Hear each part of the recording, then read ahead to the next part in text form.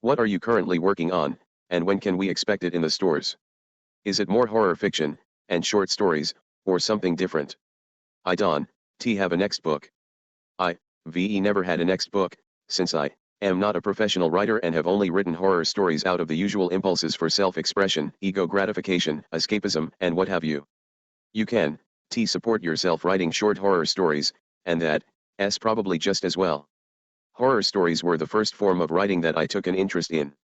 Writers like Lovecraft, Poe, Machen, James, and Blackwood made a big impression on me in the early 1970s, so much so that when I think about writing anything I only think about it in terms of writing horror stories. As a writer, nothing else interests me. As a reader, it's a different story. But everything I read always has some definite aspect of darkness and nihilism. Speaking of music, what kind do you listen to? Any favorite bands or composers? What do you like most about current 93's work? I listen mostly to instrumental rock music. My favorite bands of the past in this genre are the Shadows and various surf bands, including the Shantays, Pipeline, and the Sandals, Theme for the Endless Summer. My favorite contemporary instrumental bands are the Merriman, Pell Mell, the Aqua Velvets, Scenic, and others I can't recall at the moment. I'm also a big fan of such guitar hero figures as Eric Johnson, Steve Morse, and the late Danny Gatton, to whom I dedicated the agonizing resurrection of Victor Frankenstein. What I like most about current 93's work is its sheer visionary intensity, and what I like to consider its morbidity and world disgust. To hear David Tibet screaming, dead, dead, dead, dead, or mewling an ode to the memory of Louis Wayne, makes me glad to be half alive. Do you have any spiritual leanings? Religious observances, habits, etc.? I've had what one might call spiritual dabblings or minor obsessions over the years, much as many kids from the 1960s have had. I was a fairly devout Catholic as a child, less so as a teenager, and not at all since my late teens. Then it was transcendental this or that sort of Eastern doctrine, one guru or another. I'll get excited for a while with a new spiritual toy and then become bored or irritated, after which I lapse back into nothing, really, television, my job, the daily routine. Does Thomas Ligotti have a better half, a partner in crime, a mate? If so, how would you characterize the relationship? No, I just have the one half and that's plenty for me to deal with. Take a look, it's in a book. Read your books!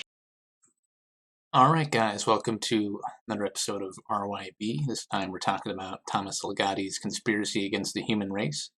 This is a non-fiction book of Thomas Ligotti, who was a fiction horror author who wrote a number of horror works kind of inspired by the sort of Lovecraftian existential horror thematics. And this was sort of his philosophical take on things, where he argues a sort of strong pessimism, antinatalist view of the world that's very bleak, but it's very well written, very interesting, covers a lot of topics, cites a lot of authors, pretty interesting book. Dio recommended it to me, he also read it. How long ago did you read it, Dio? Dio? Dashnies? Well, alright, so... Sorry, man, you I muted was to watch the struggling intro, I get it, yeah. No, Or something. never mind. The first time I read it was a couple of years back. I read it again probably a year after that, and then I tried reading through it again recently for this stream, but I only made it through a few chapters. I kind of jumped Skimmed. through, if you understand. Yeah. I mean, yeah, it's a little heavy because he's a dyed-in-the-wool determinist, pessimist, bleak, antinatalist guy who's just going hard in the paint and just saying, like, human consciousness, fucking mistake. You know what would be moral? Let's all KYS. Well, it really stems from his pure literary genius in regards to being a horror writer, because he actually makes fairly reasonable and persuasive arguments for this case. He's not just pulling shit out of his ass. He's making, direct references and sources. He makes a reasonable case for it. But I mean, as reasonable as any philosophy can be made, sure.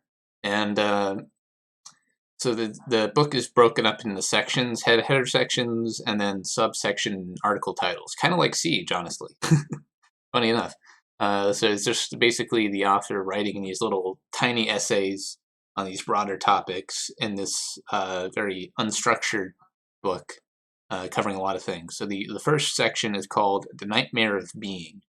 And so Ligotti starts with just talking about how some optimists love the fact that human consciousness sets them apart, and then pessimists, like Zapf, say it is a lamentable fact that we have consciousness that makes us alien to nature. So one of Ligotti's favorite writers that he sources is this guy Zapf, who's a Norwegian sort of writer, philosopher, who wrote the Last Messiah. And you might have heard of it. It's a sort of a nihilistic book. It starts kind of a hallmark of antinatalist gang, and the premise is there's the last pessimistic person on Earth, the last person who's not an optimist, and he walks up into the crowd and he says, "Hey guys, why don't we just KYS because consciousness is suffering?" And then he gets murdered by a bunch of midwives and pacifier producers and shit. They just murder him, and he's the last pessimist on Earth. And then pessimism dies, and then nothing but optimism and pronatalism continues. All of life is suffering and consciousness. Kind of a novel idea, and Ligotti quite likes it. All right. Yeah, Zap's main contention with humanity was that, or rather his prediction, I should say, was that eventually, due to this thing he, in loose terms, you could rephrase as the death drive, he believed that eventually, under the best case scenario, humanity would cease to have the will to live. They would just realize, hey, this is all kind of fucked up and we should just opt out of this raw deal. I thought that was Mainlander. I thought Zapf had the pessimistic conclusion, fittingly, that it would never happen. They both had the same idea, Well, kind of, expressed in different All right, terms. so I continue to write. Antinatalism. Yeah, antinatalism gang.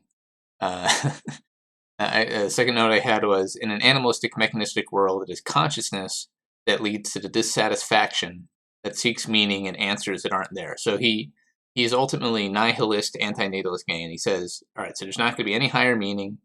If you're looking for meaning, it's not there. Life is useless. And you're not going to find it because we live in a mechanistic, animalistic world. And this, if only we didn't have consciousness, which makes us seek this meaning that's never going to be there. And that's sort of the driving, underlying metaphysical stance Ligotti takes, and that colors most of the writings in the book. All right, so the person we talked about earlier, Zapf, continues writing about.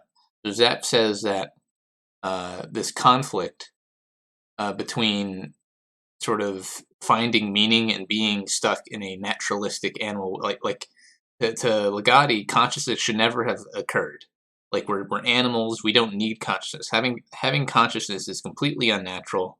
It puts us out of the realm of nature. It makes it impossible to live like an animal does, and we're sort of, it's this eternal tragedy. And then Zapf says the solution to this is that we should all kill ourselves because we don't want to subject any more people to the sort of the suffering, the doubt of consciousness, the terrible nature of it. And then Zapf goes on to say that we and this is the title of the book, that we engage in a conspiracy of a few things. So the four things he says are isolation, anchoring, distraction, and sublimation.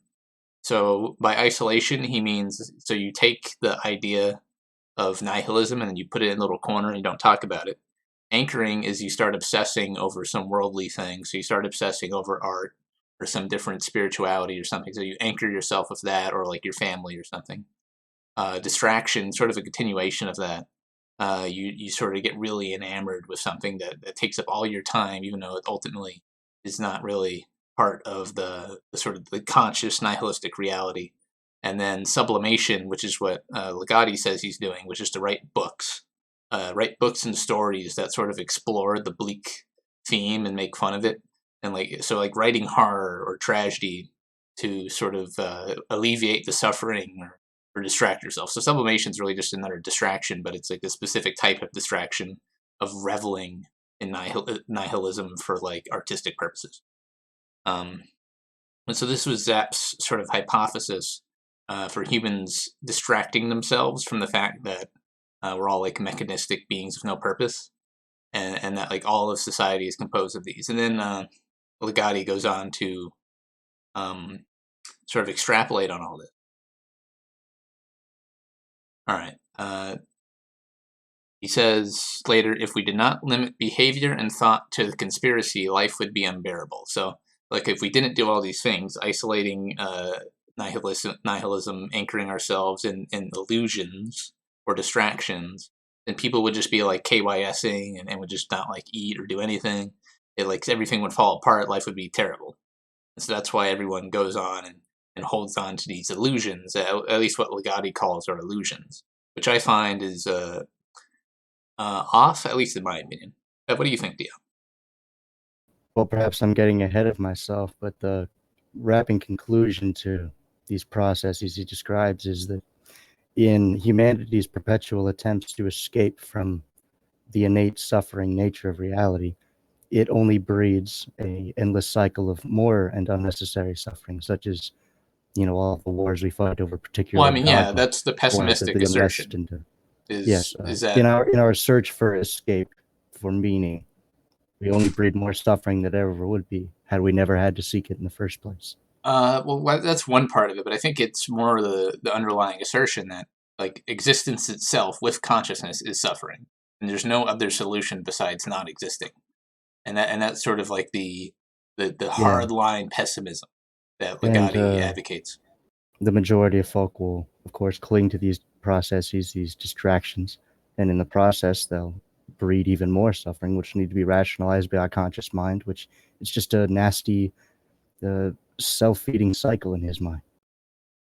Oh, don't worry, Spaceman Ritz. I'll start talking about linguistics when we get to the Determinist chapter, a little bit. Not too much. Look, I'm sorry I've subjected you guys to those rants.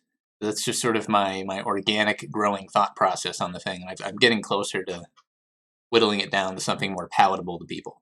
Don't worry about it. Anyways, the author, after he talks about Zap, goes on to talk about other philosophy offshoots surrounding antinatalism. So he talks about Mainlander.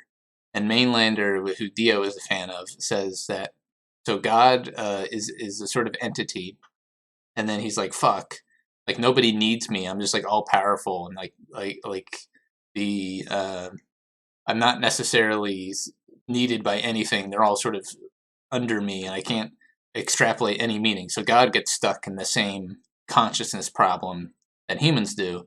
He says, "Fuck this," and God KYS's and breaks up into all humans, and he hopes the mortal humans will eventually die off, so he can finally have consciousness fade and no suffering happen. And that's sort of the edgy Mainlander's theory. And after he wrote that book, he killed himself, Oh ironically, yeah, and he concluding his KYS'd philosophy. after writing his book. But yeah, I love trying to describe that one. It's very poetic, very beautiful, as macabre it is. But yes, God, before the Big Bang, before the existence of all things existed in a singularity. And this God came to realize the innate futility of his existence and the innate suffering. You can only imagine the most brilliant of men, even the most meager of men, how much they come to suffer with what little knowledge they possess. Could you only imagine what an omniscient, omnipotent being, how he would suffer? And he knew the only way that he could cease his suffering is to KYS, to implode, to expand his infinitude of a being into a realm of multiformity. And so with the death of God came the birth of the universe. And all things, all of the matter, all of the creatures, everything that has been accumulating over the course of billions of years since this big implosion of God, have all inherited his death drive. And eventually that will to live will cease to exist, and all things will be returned to nothingness. Therefore, concluding the goal of this God that once existed. Yeah, so basically, Mainlander's philosophy is saying that not only is it just to be an antinatalist, it's part of God's plan. Like God's plan is literally antinatalism, because this suffering conscious entity broke himself up into pieces, into the human pieces that now have consciousness and have been taken away from the natural state. And that the only way for God to truly die off is for his disparate conscious pieces to eventually stop existing. So it's an interesting take on things. I mean, it's Yeah. all metaphysical, theological stuff to me, all on the same level. To be honest, but yeah, Yeah, you seem to be a fan of it. it's also I just like it as a mind experiment, But yeah, Interesting. it's basically suggesting that the way to enlightenment is to realize, as God once did, that life is inherently, malignantly useless. See, that's a term that Ligotti really likes. Life is malignantly useless, as though it's toxic and disease in nature. Yeah, and that's where I disagree with him a lot, is that sort of point, malignantly useless point. And we'll get into that later when we talk about some of his other assertions.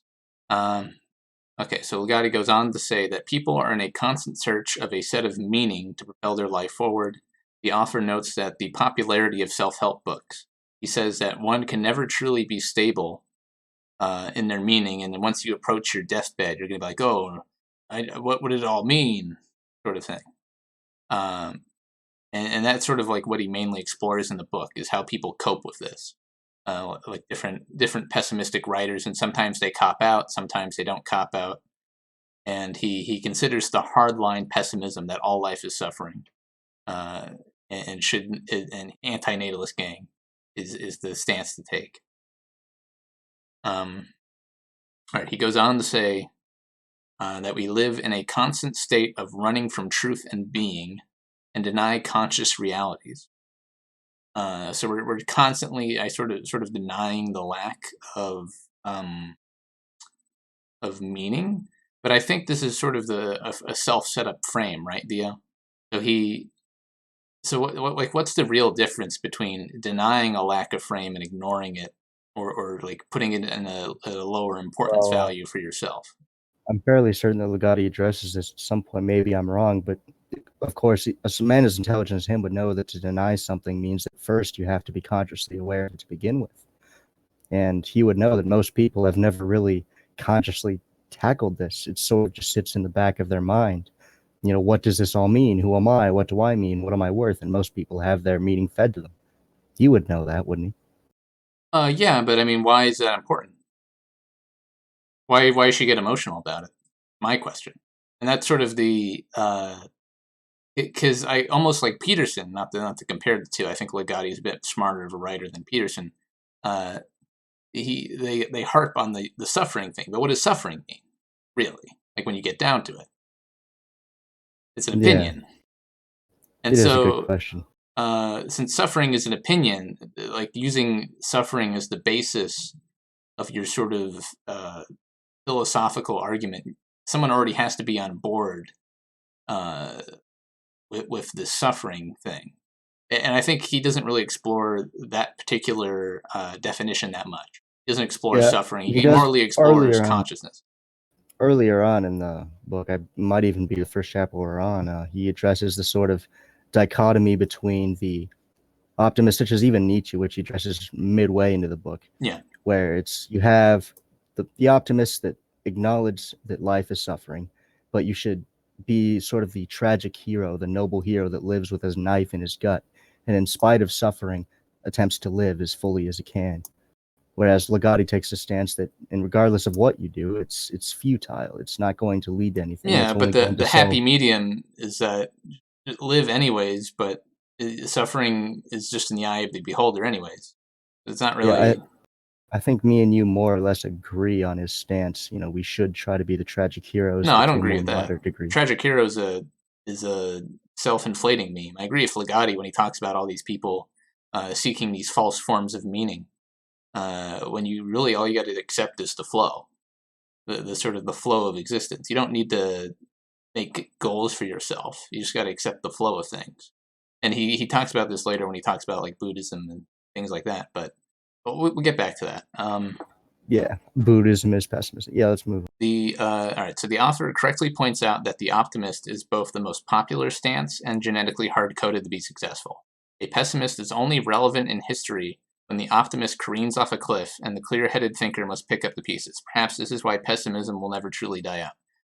So he goes on to talk about sort of like the battle between pessimists and optimists in society. He says even like no matter where you look in history, it's always like optimist, optimist, optimist. And then once in a blue moon, there'll be some pessimistic person or movement that'll do something. And in pessimism, he calls it like a mutation. He calls it a sort of like you're not supposed to get that, like you've fallen off the wagon or something. Oh yeah, humankind has never been open to receiving such criticisms. in regards to whether it is good to be alive.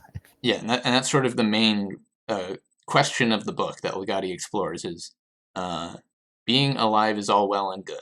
That's sort of what he debates. And I think it's a fair question to debate. I just don't exactly end up agreeing with Ligotti's conclusions for a number of reasons. But let's continue on. So the author complains about authors who meet pessimism halfway. So that's what you were talking about earlier. He complains about the heroic pessimists. And he says that life should continue, but its horrors and meaninglessness is true. He defends this point by saying there is immense suffering in the world. That point, I think, is overly belabored. Okay. Yeah, so here he talks about like Nietzsche and some other people and says, okay, so they accept that the world is like meaningless and pointless, but you gotta reach out and grasp your meaning. And you gotta be this tragic hero who's like, oh, suffering in existence is miserable, but we're gonna beat it anyways. And he says this is sort of like a sort of half-baked spiritualism, and I kind of agree. I could definitely agree to an extent. I could see the dangers of it. Well, not even the dangers, just it's just not inherently an answer to anything. It's sort of a Well, yes, manic because response. even Nietzsche went crazy, did he not? Well, not really. No, Compared to he what? died. He died insane. He was a vegetable. He was not there. He couldn't talk. He didn't know about that. Did he die in like an asylum or something? Well, no, he lived with his sister, but no, in the last few years of his life, and some people attribute it to like the existing health conditions that he had. Maybe that had something to do with I it. mean, Maybe it that just wasn't sounds just like his any philosophy. disease back then. Like people died of shit like that all the time. But yeah, he was, more or less clinically insane. He wasn't. Okay, I didn't know about that. Yeah, but yeah, it's a point in Ligotti's favor. Yeah. All right. So and then we're continuing in the nightmare of being section. The author complains about authors. Oh, that's what I just said. The author argues that consciousness is an evolutionary blunder, and thus there is no big deal in humanity engaging in mass suicide to end all suffering. He says like the rational conclusion of the conscious mind is that consciousness is suffering, and thus we should get rid of this evolutionary blunder, as he calls it. Kind of Yeah, super black pill. yeah, and one of the main black pills to it is that consciousness, it breeds the innate desire in human beings to set goals for themselves and to have desires and to hope to achieve them in order to fulfill their own existences, to feel like it was all worthwhile. They convince themselves that they'll move out of town, they'll find the friends, they'll be the friends for the rest of their lives, they'll get married, they'll have children, everything will work out hunky-dory, all their struggles will be validated, and all loose ends will be tied up in this hopefulness, this biological desire, Biological this optimism, he calls it. impulsion, yes, this compulsion to just delude yourself into thinking that it'll all work out, no matter what happens in the world, is inherently the source of our inevitable destruction. All right, so he says that horror offers us supernatural entities as a sort of analogy for the lurking cosmic horror of meaninglessness.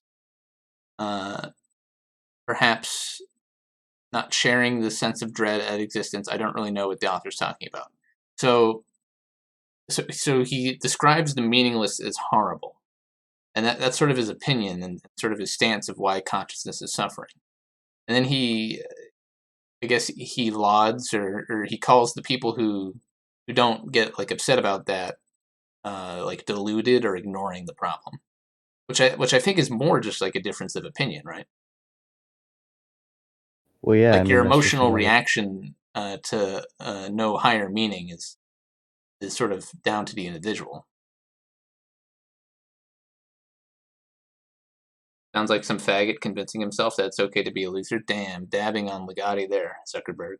I wouldn't know that he's a loser. He's an accomplished author. He's probably got some money saved up. Well, yeah, he's pretty old. He's got many published books that sold well. He's got his own fan forum. He's probably got a decent amount of money from the books that he sold. So he's probably doing okay. So yeah, if this was coming off of some but he is 13-year-old antinatalist gang, so I guess in that regard, he probably doesn't have a wife. Which I mean, that's just antinatalist gang in a nutshell. Okay. So he says Lovecraft was not a true pessimist, but wrote grand pessimistic horror fiction. But despite writing this pessimistic fiction, he valued mundane things like the antiquity of New England. And later in life, he railed against the normal conception of humans of reality, but ultimately he mellowed out and became sort of indifferent. And so Ligotti, who's a dyed-in-the-wool pessimist, doesn't like this indifferent stance. He thinks it's copping out in a way. He thinks you're sort of selling it short. And that's where the sort of the philosophical difference in opinion comes from. You're either an optimist and you're just like in an exuberant manic state about life. You're either indifferent to all these facts, or you're pessimistic and just want to end it all. And it really just boils down to opinion, I think. Yeah, and that's sort of an irony of Ligotti's philosophy, isn't it? Because he explicitly deplores people that cling to things such as family, philosophy, religion, dogma, country, what have you, anything that humans distract themselves with. Yet he is himself set in this dichotomy between optimism and pessimism, and he's picked his side. He has a banner. He has a stance, whether he likes to admit it or not. Well, yeah, he's chosen his stance. But to be honest, that's kind of a redundant point. Well, yeah. All right, so he goes on to say that optimism is, of course, the default animal condition, and while there is some indication that pessimism is a mutation, pessimists are derided by the majority who seek self-replication. Yet there hasn't really been a compelling philosophical case either for or against existence, which leaves it up to simple preference. And so he reiterates this point a lot, that philosophy, science and philosophy is never rendered a sort of end meaning for existence. Or an end, like some sort of empirical truth that says, okay, existing is better than not existing. Like that one preference is empirically better than the other, and that's sort of the debate he talks about between optimists and pessimists. All right. Let's see. Some writers theorize that unconscious and conscious evolved as categories to facilitate self-deception, because otherwise the realities of mechanistic being are too much to bear, and thus self-deception is good. However, I think the author fixates too much on some factual conception of suffering lurking below things, which in itself is, as he says, an anchoring. So he's again talking about people become conscious and then they're able to suffer. But he's really fixated on suffering. I think that's almost like what Zapp would describe as emotional anchoring that he's doing to try and wrap his head around the meaninglessness thing. Is it almost safe? Yeah. Is it almost safe to suggest that suffering is, his form of meaning? It's the most raw, authentic thing. Yes, I would say existence. that, and he reiterates this later in the book, where he says that the realest thing of all is horror, and like to an extent, like horror and suffering are basically the same thing. So yeah, so suffering and horror are the realest things that the conscious mind knows. It's sort of his thesis. Even before Ligotti, it's not necessarily a new idea to suggest that suffering invigorates some. It offers them their meaning. Yeah, he talks about the sadomasochists, but he sort of lumps them in the same light as the indifference. Yeah. Okay. So after writing about that, he writes about Karl Popper, and Karl Popper came up with an interesting conception of negative utility. So instead of utility maximizing happiness, Karl Popper said, okay, what if we minimize suffering?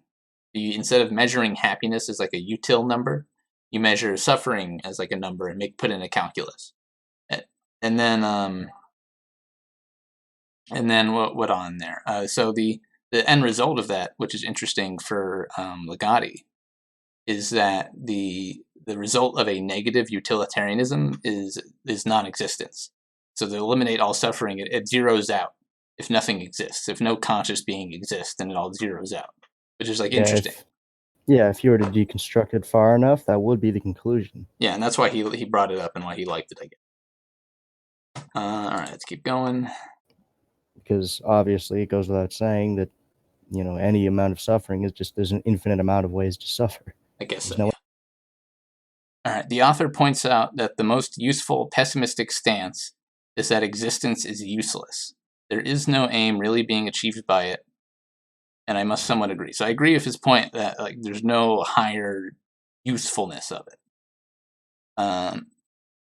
And so like, and this has been true even before like all of the empirical stuff that assassinated old spirituality, is that time and mortality will erase everything. This has always been true, and it does sort of preclude it. And sort of you have to accept that even if you have like a strong legacy, or you pass on your genes, it's all going to go to dust anyways.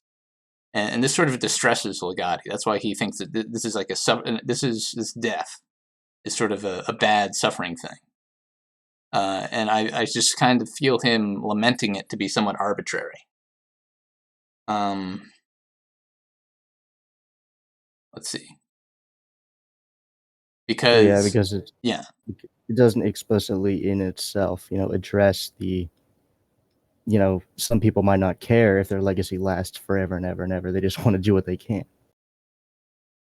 Yeah, and I wrote as sort of a counterpoint that under the same premises, there's not really a difference between living 30 years and living 10 million years. Like you're under the same constraints. Like time will eventually erase you and the memory of you, even if you live 10 million years. And so he talks about this later as well when he talks about transhumanists and stuff. Oh, I remember, yeah. But yeah, extending the life doesn't change the underlying problem, which is the lack of meaning. So you should, but in that case, you should be happy that death frees you from it. Which I guess he kind of is. Like he's exuberant of it, and that's why he's like advocating for like pessimistic self-annihilation. And I guess the more moderate view of well, then you should also live out your limited life because you only get one, is seen as like a cop out to him or something. Yeah, it's similar to what I used to throw at nihilists, because the main thing that most childish nihilists do is they just point to the vastness of space, the proximity of it, the size of it, and say, well, because it's so big and we're so small, therefore everything sucks and we shouldn't bother with anything and get high, lit fan. Well, what do you care what a bunch of rocks floating in the depths of space think? What does that have to do with you? It's an arbitrary distinction, like you said. It's not enough. Yeah. And so I don't think, despite him claiming that existence is useless, even if it's useless, the preference between existence and non-existence is kind of arbitrary, and thus there's not anything illogical about living out your given existence. And that's sort of where I disagree with him, because like he's like saying, okay, you need to end your existence now, end your suffering. Well, no, not necessarily, because he does say, I can't remember exactly where, I think it was somewhere in the first 30% of the book. He says that, I'm not suggesting that you just kill yourself right now after realizing this. It's because the damage is already done. What I believe he was saying is that, sorry, I just lost my train of thought. He was saying that it would have been better, preferential, never to have existed in the first place. Yes. But once you're born and once you've lived, you've already suffered, you're already in it, you may as well live out how you can. Well, he never says that. Yeah, but what he does believe is that humanity should stop reproducing, just en masse, walk hand in hand to extinction. Well, he never says anyone should continue living.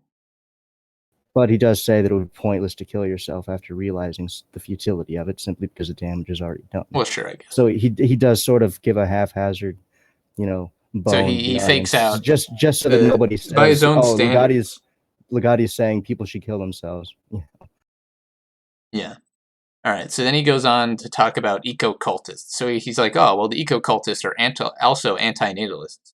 But he calls them foolish because if you cared about reducing suffering of the plants and animals, you should kill all the plants and animals too, because they might eventually suffer as well.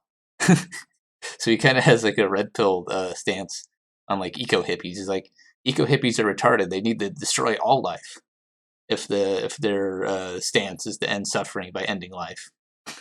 Yeah, that's one part I did find amusing. But no, he's only talking about humans because of consciousness. But yeah, he has a really good point there. Yeah, he says the eco-cultists would also desire to sterilize all of the planet, so no one else could become conscious and suffer. Yeah, I don't know if he ever brings it up or not, but one thing I've always observed is that the eco-hippies, tend to be really nihilistic. They say humans are suck, humans are a parasite, we're just bugs and we're killing all the beautiful creatures of the earth. They put humanity below the tapeworm and the deer and the doe and the birds and the bees, Well, you're losing IQ. Leo, did your fucking mixed genes remove your English ability? I said that he's pointing out that by the logic of the eco-cultists who want the KYS, they should destroy all life.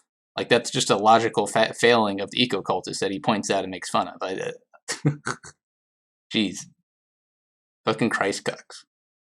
The author insists that the lessening of suffering is a good goal, so humanity should pare down its reproduction.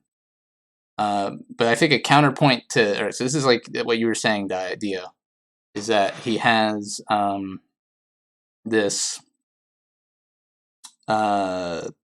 he wants people to stop reproducing and eventually die out. But if life's going to end eventually, then why does it matter? Like, why does suffering matter if all life's going to eventually end?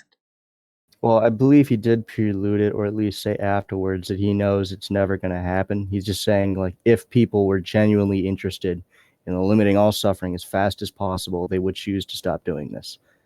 And I could be wrong, but I do think he acknowledges that, yes, it will end eventually. So it doesn't matter. But he's just saying, if people, like they say they are interested in doing so. Oh, okay. I could be wrong in my interpretation. I think that's what he was saying. Let's see.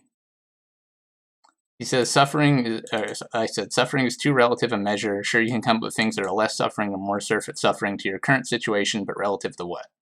Since we don't know other states of existence, calling it suffering seems pig-headed. So yeah, we don't know, and that's also the other thing he sort of dances around. He sort of takes the hard atheistic stance that, well, death is just you're just gone.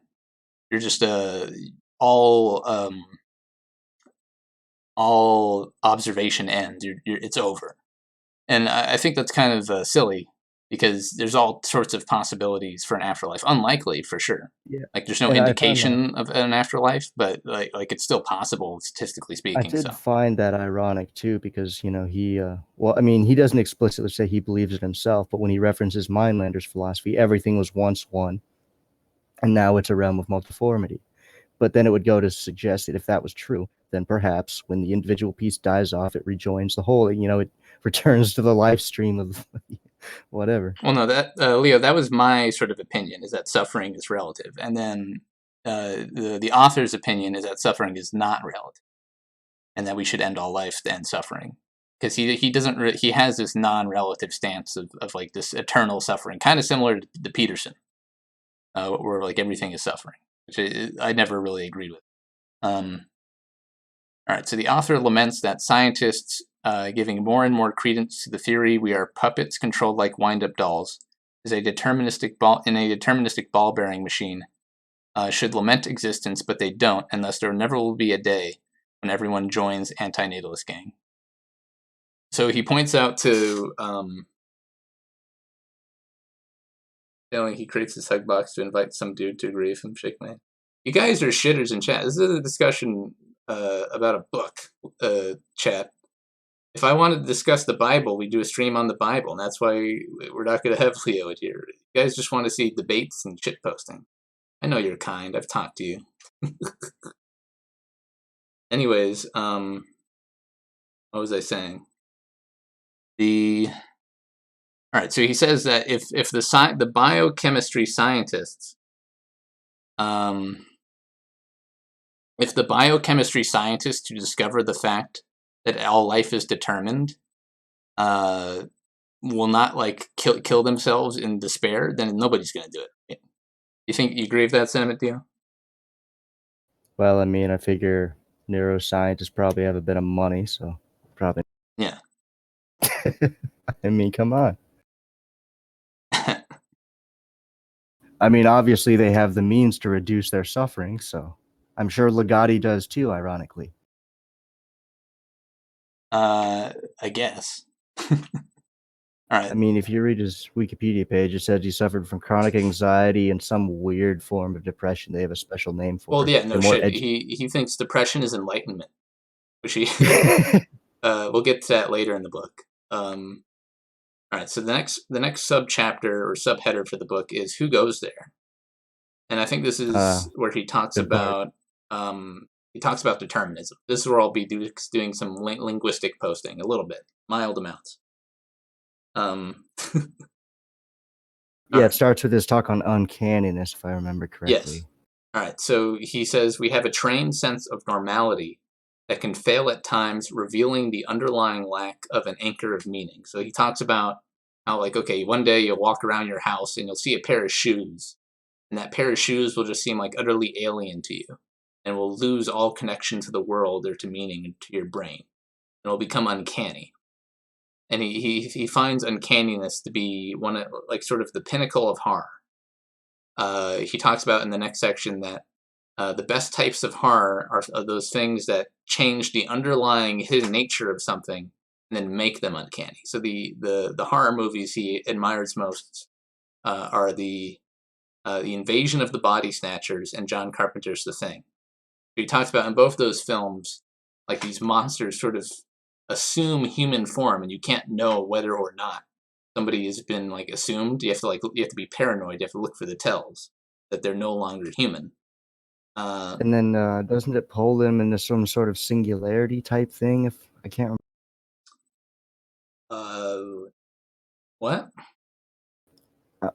I remember what you're talking about, but I can't remember exactly what the creatures did. Oh, okay. Well, yeah, in the Body Snatchers movie or the story, they become sort of a hive mind, and Ligotti almost, like, funny. Oh yeah. Yeah, Ligotti's like, oh, hive mind sounds comfy.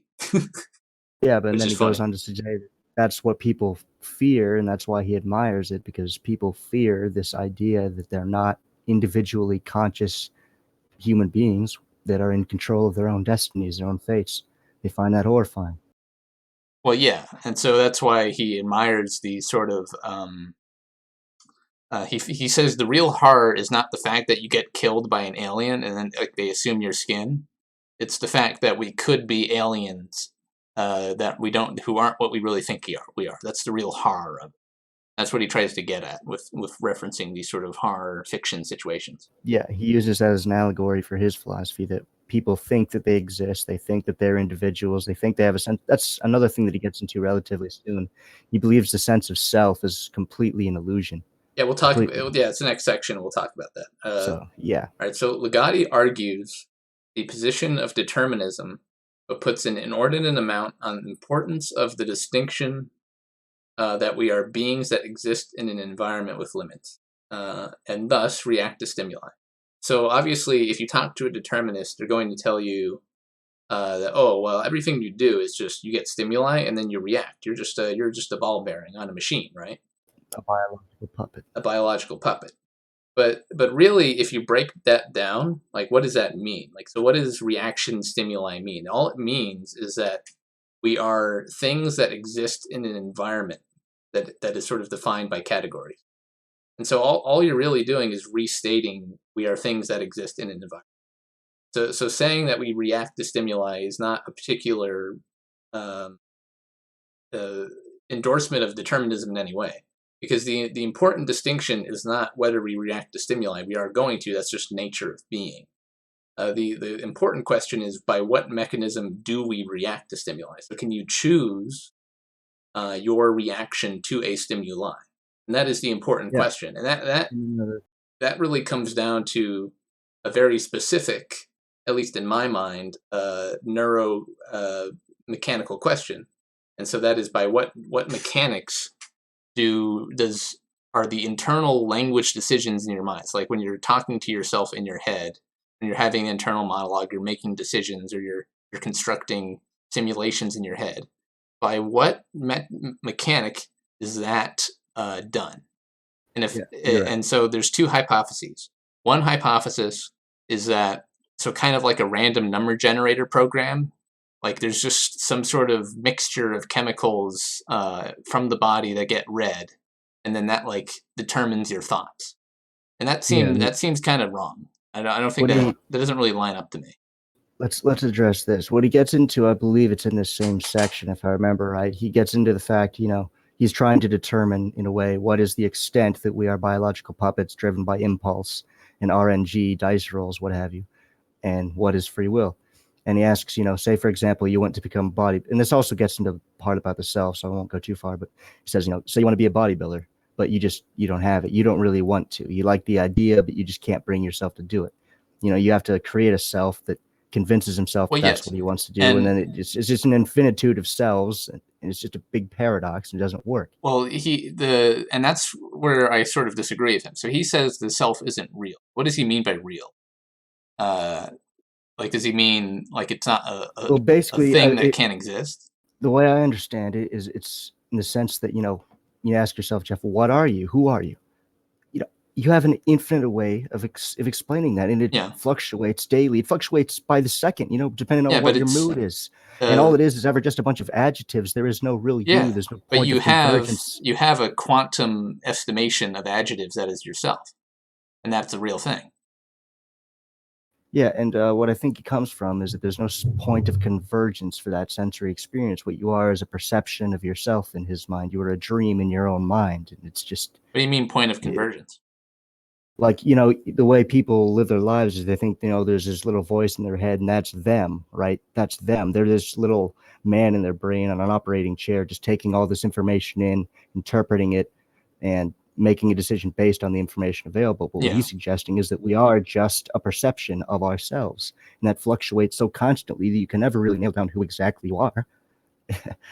But no, you can't. Like, you can nail it down in writing to at least an actionable degree. You could define yourself in written goals and then follow them, and they might fluctuate, and you might have to rewrite it. But nothing with a bunch of just a bunch of ascribed traits and characteristics but that doesn't make it you. Yeah, it makes it a part of you. It's like it's an action, it's a word, it's a trait, but it's not you. How is it not you? Of you. I mean, are you your hair? But that's what we talked about, is that the mechanistic... It's if you can construct yourself with language decisions, and those decisions are made by you, the actor, and they're not made by some like mechanistic, like chemical soup random number generator, then it is you, and you construct yourself.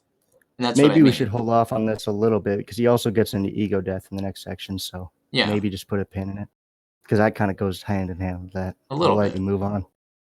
Yeah. And anyways, my opinion is we were free to construct responses to stimuli, and there's something more complex than a random number generator allowing our language decisions that I would approximate that is at least pretty close to a conscious being. And I wouldn't deny that we are animals driven by impulse, but I wouldn't suggest that we have absolutely no free will either. I think it's a little above. Well, yeah. That's a cop-out in his mind, I'm sure. I think language is what makes us truly able to orient with a will. But that's kind of a weird thing I'm thinking about. Well, we'll get to that. People have been tired of me talking about that, so let's move on. Here, Ligotti debates about the relationship between the self and the free will. Oh yeah, this we already talked about. So the self's an illusion. All right, so we already talked about that. Ligotti talks about neuroscientist Metzinger. So Metzinger studied the human mind in depth from a mechanical standpoint and settled on a view that how we purport ourselves and choose things is merely an illusion, and that we are slaves to determinism. And so when Metzinger did his big work, his work that he surveyed the human mind, and he did all these studies and these systems and these models, and he decided, okay, we're deterministic. And then very quickly later on, he walked it back. So he had some speech at a college, and then he wrote again in a different article that we do have some sort of ability to determine things. And then Ligotti's like, oh, what a cop out! This guy's like a fake pessimist, which I found kind of funny. And it's sort of Ligotti going through and assessing whether somebody's a real pessimist by his standard or not, which is fun. It makes it a fun read. Ligotti talks about what is diagnosed as clinical depression. Okay, so this is the funny part. I guess if clinical depression is funny. Ligotti talks about diagnosed clinical depression. So he describes it as the discarding of all meaning and attachment to life. And he says this is the natural state of the awoken mind who truly understands the state of being a puppet. So to Ligotti, when you're in that total clinical depressed state, you're enlightened in a way. You see the world for what it is. But I would ask I him to disagree. elaborate. Well, Because he I mean, does come on. elaborate to an extent. Basically, just to the extent that most normies these days are anxious and depressed, and would you call them enlightened? Would you think that they've realized the futility of their existence? They're self-important. Yes. And he says that in order to reach the truth, and Ligotti thinks the truth is being alive is not all right. So he's an antinatalist, and he thinks that's the truth.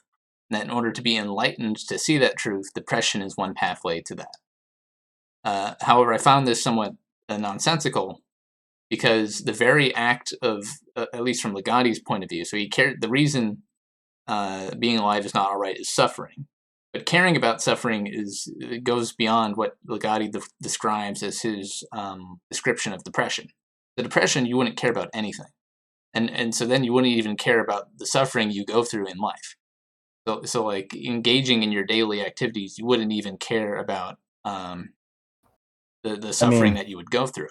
And so that sort of indicates that it's not really as clean as he describes, and thus not I could be wrong, but I think that the way he sees it is that it's impossible not to care about your own suffering.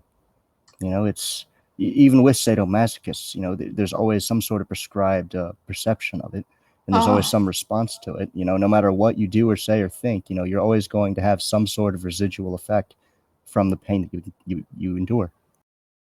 I mean, yeah, but which further cements his suggestion. Not really, because all he does is wallow in the pain. That's his choice. But he doesn't see it that way, and that's why he's trapped. Yeah, because he sees it as inevitable and unavoidable, and any attempt to avoid it will only bring more pain in the process. But the point is, pain doesn't matter, because they're all dust in the long run. So who cares? That's why it's kind of hard. The meme. That's why it's kind of hard to argue with these with people that hold these positions. That's why I just like to explore them, not argue against them. Really, just. Yeah, I don't know. All right. So that was the Who Goes There subsection. Next, we have Freaks of Salvation. So Ligotti berates Nietzsche and utter heroic. So he goes back to Nietzsche. So he says utter heroic pessimists are fakers who replace the previous religious opium with something roughly equivalent, and a person who truly embraced pessimism would not bother attempting replacing it with meaning. And I, at least definitionally, I agree that a true pessimist would not bother sort of this fakery of meaning. And but almost somewhat paradoxically, when Ligotti goes on and on about what's a true pessimist and what's not a true pessimist, he's trying to almost elevate his view of anti-existence somehow beyond the conspiracy that Zap flies out at the beginning of the book. And I don't think it works. All right. Ligotti talks about transhumanists and how they are trying to replace religion with some vague form of technological transformation or heaven that results in infinite pleasure, immortality, and so forth. Ligotti rightly identifies that even if the transhumanists get their tech rapture in their lifetime, there is still no underlying use to existence, and eventually all the immortals will go mad and end their existence. And so this is a good point he made. He also suggests that the transhumanists, they have the mistaken assumption of believing that transhumanism, mechanically altering the physiological state of a human being, psychological, what have you, is a misguided attempt to guide evolution. But regardless of what modifications they make, genetic engineering, mechanical enhancements, what have you, we're still evolving on our own, and we have no control over evolution, our own nature. Well, not even that. No matter what we. Well, that's not really the point. The point is, no matter what you do, you're still in the state of consciousness, and you're still in the malignant, useless existence. No, that's exactly the point I'm making. Is that you are you have no control over your own fundamental nature, and that's also why Ligotti decries religious people. So he says that, all right, so people will get their salvation and they'll get their eternal afterlife but by Ligotti's estimation, the people in the eternal afterlife will get like go mad. They'll go insane with their eternal life and their consciousness, and they'll KYS. So like Just it like doesn't God. matter. Yeah. Just So which is a fair point, honestly. And then after he talks about the transhumanists, Ligotti praises Buddhism. So he's not a Buddhist himself, but he likes aspects of it. So he even likes though he says that I'm sorry for interrupting. I just wanted to add that he thinks that Buddhists are delusional when they say that it's not inherently pessimistic because they have an out. Well, he sort of purity spirals Buddhism into pessimism, which is funny. So he says the first two pillars of Buddhism. So that would be that all life is suffering, and that Dakar? there's no use in obsessing over worldly matters. And so those are the two things he agrees with. And then he finds that the other ones, which is like you can, if you follow the Eightfold Path, you can break free of the cycle. And I forgot the other one. He says the other two, which promise a path for salvation, are like not pessimistic. They're more in line with all the traditional religions. But the first two are basically pessimism. And he talks about how he talked to different Zen Buddhists. And, are you pessimistic? And he's like, and they're like, no, we're not pessimistic. And he's like, no, you are. And he just argues about that from the chapter.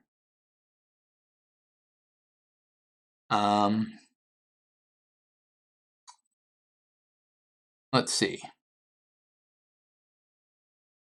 Well, I remember after he got done talking about Buddhism, he got into ego death, where he describes a few. Oh yeah, that's evidence, exactly what I had next. All right, so Ligotti relates three persons who were caught in near-death experiences and wrote about what he calls ego death, where all preference for things, the self, and fear of death or non-existence fall away. So he talks about three different people, like one had a brain tumor, one got in a car accident, and then one just claimed to have ego death.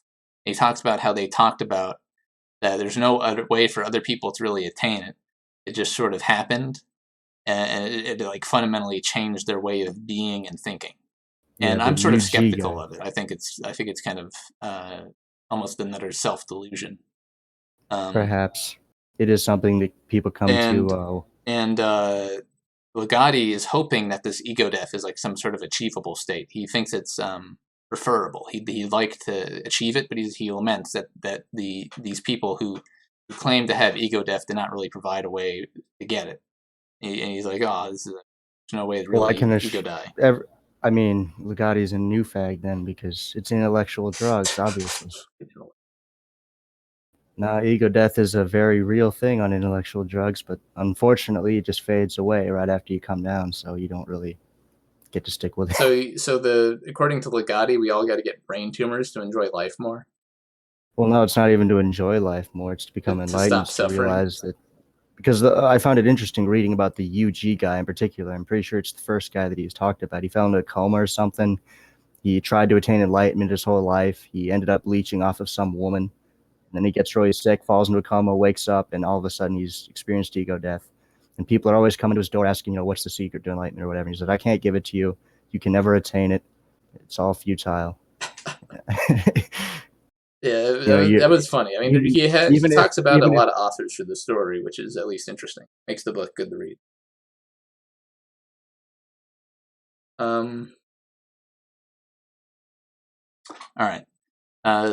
So Sick to Death is the next section. Ligotti relates it is hard to find stories that are truly bleak, and talks about how Tolstoy, the writer of War and Peace, when he talked about his sort of pessimism, he had 4 different categories. Tolstoy did. So Tolstoy had, what was it?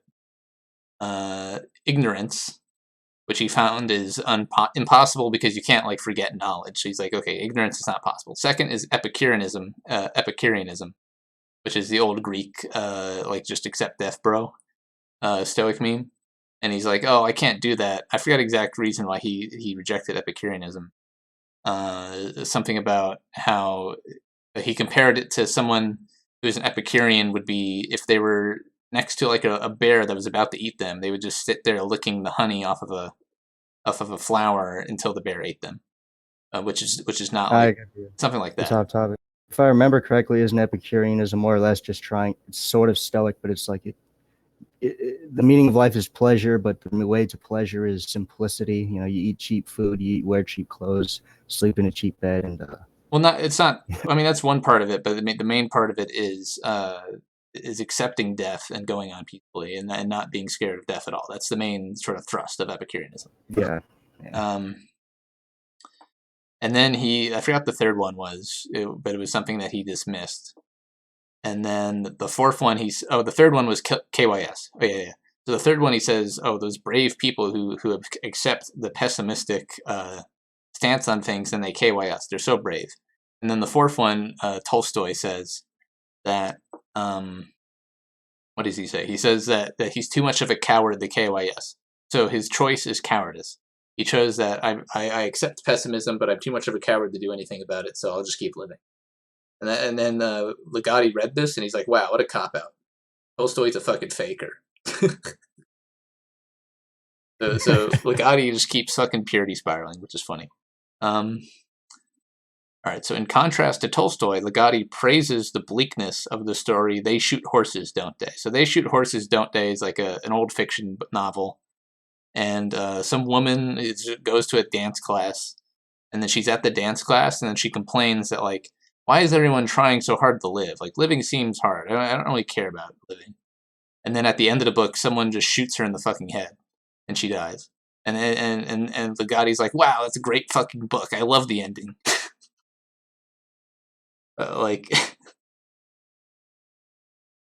It's just, yeah. So he complains that if you're like a true pessimist, that you're going to have a really hard time finding good literature to support your pessimism, because there's always going to be a happy ending at the end of every book, even if it like presents itself as like an edgy pessimistic book, which I found funny. Yeah, it's funny. He's very. I don't know. I don't know if I want to go so far as to say contradictory, but he simultaneously praises and abhors people. You know, like Lovecraft, for example.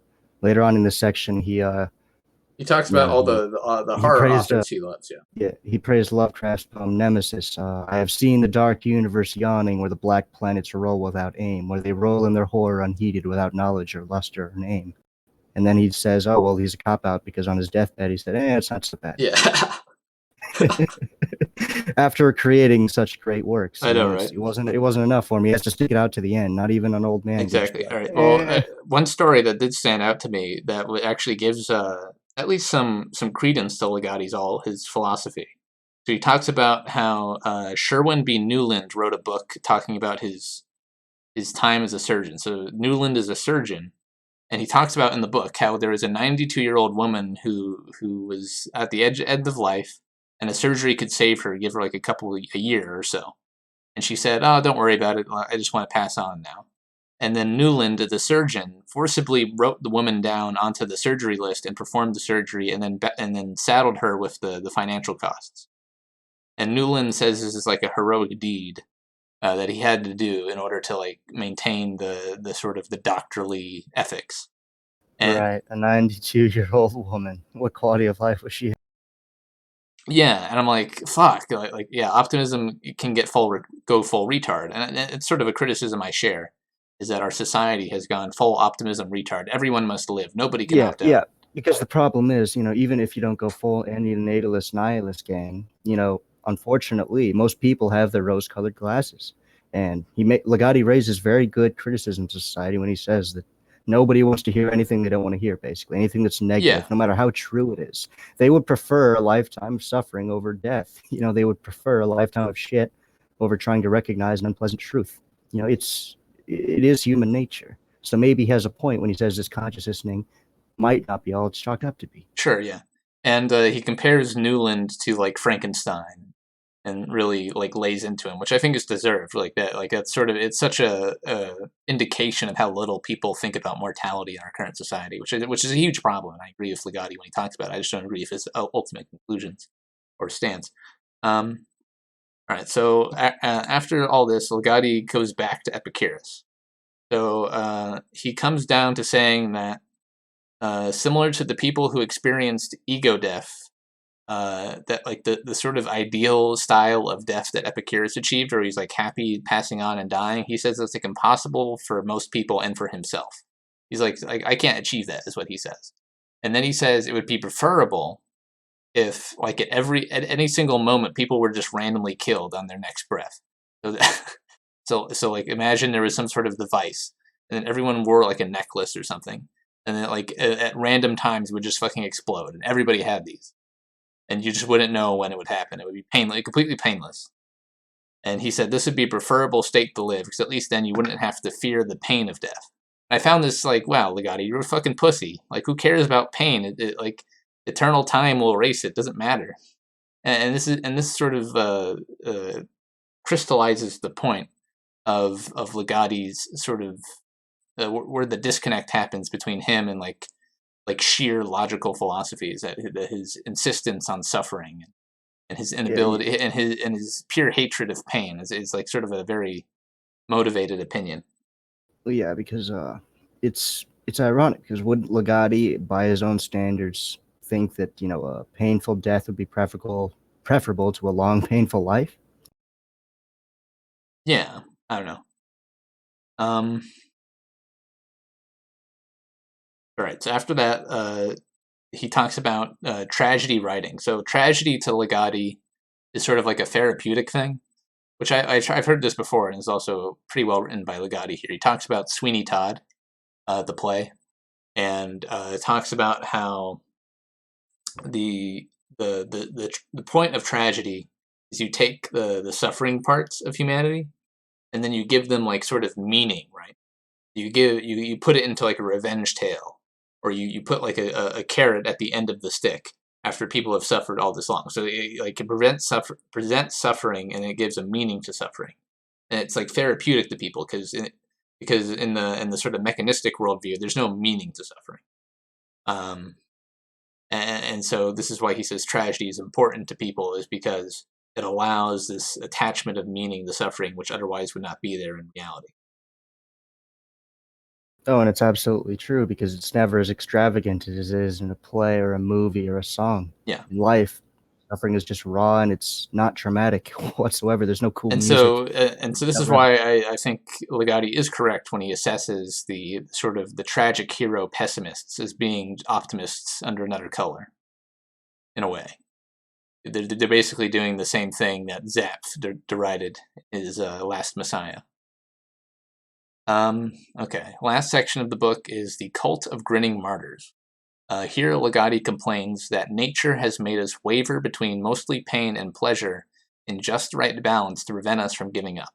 If all we experienced was endless pleasure, we wouldn't bother working or reproducing. The constant impetus of pain, interspaced with tiny amounts of pleasure thanks to alleviating pain, is the perfect recipe to propel an animal to action, and we too follow this natural pattern. So he sort of observes that like we have a very specific matrix of like pain and pleasure that motivates us, and it like it's very animalistic based, and it doesn't fit at all with consciousness. It's not preferable at all for a conscious being. I found that to be an interesting observation. It's somewhat true too, because when you're in a bad circumstance, a suffering situation, it may motivate you to improve your circumstance. But if it's all just meaningless suffering anyway, there is no utility to it in his eyes, right? Yeah. So, all right, Ligotti predicts that optimism and distractions against consciousness will get ever more ham-fisted, crass, and gross as time goes on, and humanity seeks to eradicate pessimists from their ranks. And so he says is like as more knowledge gets known by people in like the mechanistic sense, as the sort of the reality seeps in, people will have to rely on like crazier and crazier distractions and nonsense. I guess you could say that this is sort of like true of the modern world. Clown world. Yeah, Clown he's world, absolutely right on that point. Yeah, I mean, look at him. We don't even have to. We've talked about it ad infinitum, but if you just look around the modern world, yeah, that's spot. All right. Okay, so then after that, Ligotti overviews the debate between pro-natalist and anti-natalist camps, and concludes that the pro-natalists are extremely conceited and push existence onto other people without understanding it or considering it, and do it for silly reasons. And then he concludes, though, saying that ultimately philosophy has not rendered an answer one way or another, but he says it's unbalanced and people don't think about, or the pro-natalist stance is not, that goes so unchallenged that people don't really think about its implications. And so I guess that goes into the whole argument of like, would you have kids if they end up in like the degenerate clown world society, or they end up in like a fucking FEMA Well, camp or something? Doesn't it kind of go in a circle though? He suggests that consciousness is inherently bad and only leads to suffering, yet he's asking people to go against their animal instincts to reproduce. Right? He says we have no free will, yet he's Well, requesting that's why he advocates for the end of it all, so it doesn't perpetuate itself anymore. Yeah, but he also understands himself that it's impossible. Well, yeah, You can't ask people to go against their own it's not nature. going to happen. Yeah. All right. So maybe no wonder he's so depressed. I mean, any anti-natalist gang is going to be depressed in some way. Ligotti covers a variety of horror authors, and so after all this, he just starts talking about horror authors, and I found this like a good break in the book. Like he's been talking about all this like nihilistic philosophy the majority of the time, and then he just comes back to talking about like good fiction and horror writing techniques, which I found useful because I was in the process of writing a horror story. I'm like, okay, this actually helped me a bit. And he talks about let's see, who does he talk about? So the main authors he talks about are Radcliffe, Lovecraft, and then later Conrad, and a few others. But he really liked Radcliffe. He says is like the first Gothic horror author who had all these like supernatural, like eerie settings. And then Lovecraft sort of expanded on it and began doing the sort of the existential, sort of big horror stance. And he talks about like their prose, quotes them at length, talks about like the good writing methods to establish atmosphere. I found it was a nice part of the book. And then after that, he writes an interesting essay. So he writes an essay that compares two books. One that won a Nobel Prize in 1926. The book is called One, No One, and 100. So it went One, No One, and 100,000. And it's about a guy losing his sense of self and eventually overcoming that loss by saying that he's just going to live in the moment from now on, doesn't have a sense of self anymore. And so Ligotti read that, and that ending, he's like, wow, what a fucking shitty cop-out ending. And then there's another book that Ligotti read called The Tenant, where a guy rents an apartment, gets violently attacked and ostracized by his neighbors, and eventually like throws himself from a window, attempting to end his life. And then the ending of that book, The Tenant, is that the person who threw the tenant who threw himself out the window gets stuck in a hospital bed and then is forced to observe his old self go through the same experience again. And so Ligotti found that as a more like satisfying, realistic, pessimistic ending. And it was an interesting, and he talks about it in the sort of way describing the Nobel Prize winning book as The Insiders and the one that didn't as The Outsiders. And he says that the insider writers will have some sort of cop-out at the end that's optimistic, and then the outside writers will just be like edgy and bleak, which I guess is just sort of more heuristics arguing for his stance. All right, so after that, Ligotti does another analysis on Joseph Conrad, who wrote Heart of Darkness. He talks about how Conrad wanted to avoid the supernatural at all points, so he didn't want to talk about. He didn't think anything supernatural really existed. But Ligotti sort of analyzes Heart of Darkness and says Conrad is sort of referring to this sort of supernatural darkness that's like natural in origin. And Ligotti says when Colonel Kurtz at the end of Heart of Darkness says, "Oh, the horror." That is the sort of this ephemeral horror that exists, that is behind all consciousness, that is a real thing, that Ligotti says Conrad thought was maybe supernatural, but is actually natural, which I found interesting. Sorry, go ahead. You continue. I just wanted to digest a couple things from that spiel. One of which I do agree with Ligotti on myself. while I'm not a full antinatalist gang, I do appreciate a sadder ending. You know, I almost hate it when, you know, because most forms of media, they can never seem to have the balls to just have a depressing ending. Everything's either bittersweet at the very worst, or everything's just tied up and everybody's happy, and nothing ever really mattered up to that point because there was nothing lost. Yeah, I guess. And Yeah, continue. fuck, what was the second thing? What was that last thing you were I was getting at? talking I'm about sorry. Heart of Darkness and Joseph Conrad, and how Kurtz like talks about the horror, and Conrad's work, despite being completely grounded in reality, is alluding to some sort of like Oh yeah, supernatural horror. yeah, I remember now. But that is something I wanted to discuss about the book, is the proposition that, and I don't know if you can really understand what I'm going to say because it's abstract. It's not really founded in any empirical reality. It's just this. It's an idea. It's a thought experiment. So bear with me. Behind all consciousness, behind all people, behind all words, behind all actions and eyes, there is this sort of residual, I guess you would call it the horror, the darkness. Mm. And it exists in between people and within them. It's just all around us. It's this primordial energy, this force that exists within all things that we have inherited. You know, you could call it the death drive we inherited from God in Mainlander's terms, or what have you. But there is just something beyond anyone's conscious awareness, no matter how enlightened or self-aware, that influences them in a way they find incomprehensible. It's the offward glance you give a stranger on the road when you don't like the look of him. It's the passive aggressive tone you take with a rival. It's anything and all things that preclude This suffering and sounds hatred. like Nietzschean neo spirituality to me, but It might you're it might welcome. You're just welcome to engage in it. it might just be, but I think that he gets sort of onto that in his own way, even if he wouldn't be on par with me. Okay. Well, I think he actually basically agrees with you. All right. So Ligotti writes on the plot of our lives. He first lambastes a theologian, saying that only the fanatic religious are realistic in their interaction with the supernatural.